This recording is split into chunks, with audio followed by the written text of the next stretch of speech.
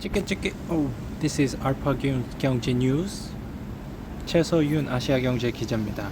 효성 차남 조현문 답 없으면 법대로 형제의 난 불씨 안 꺼졌다. 앞서 3월 별세한 고 조성래 효성그룹 명예회장은 새아들에게 화해를 부탁하는 내용의 유언장을 남겼는데요. 그는 조 전 부사장에게도 법정 상속인의 최소 상속분인 유류분을 웃도는 재산을 물려주기로 했죠. 조 전 부사장 목은 효성 TNC 지분 3.37%, 효성중공업 지분 1.5%, 효성화학 지분 1.26%지만 아직 지분 상속이 이루어지지 않았다. 조 회장과 조 부회장은 지분 상속을 마쳤죠. 에코비트, 인수, 4파전, 칼라일, 캐펠, 투강, 파이낸셜 뉴스 강국이 기자입니다. 태연그룹 계열 폐기물 처리기업 에코비트 매각이 칼라일그룹과 캐펠 인프라스트럭처 트러스트의 경쟁으로 좁혀질 전망이다. 인프라 투자에 일가견이 있는 글로벌 플레이어들이다. 다만 매도자가 제시한 가격 2조 5천억 원을 충족하는 숏리스트 적격 후보 연매자는 없는 것으로 알려졌습니다. 계약금 깎아주고 축하금 주고 지방에서 미분양가의 전쟁. 한국경제 은정진 기자입니다. 지난해 7월 준공한 경기 용인시 마북동의 용인 센트리빌 그리니에도 미분양 물량에 대해 잔금 분양가의 30%를 입주 후 2년 안에 내도록 유예해주고 있는데요. 계약금을 포함해 분양가의 20%를 내면 계약이 가능합니다. 시스템 에어컨, 발코니 확장 등 4,600만원 상당의 무상 옵션도 제공하고 있는데요. 경기 김포시 고촌 센트럴 자이도 분양가의 35%인 잔금 중 20%를 2년 뒤 납부하도록 했습니다. 한미오노 갈등 봉합, 신동국 장찬환과도 협력, 한국경제 이영애 기자입니다.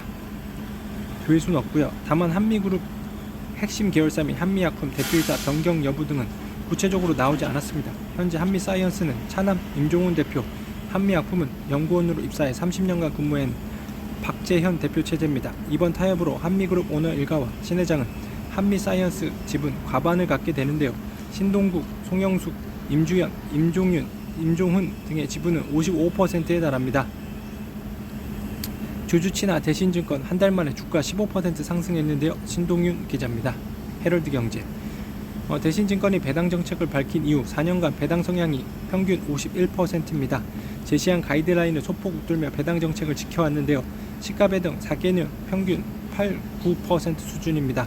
배당 정책을 발표한 2020년 연말에 대신증권에 투자했다면 배당과 주가 상승을 포함한 주주 수익률은 55%에 달하죠.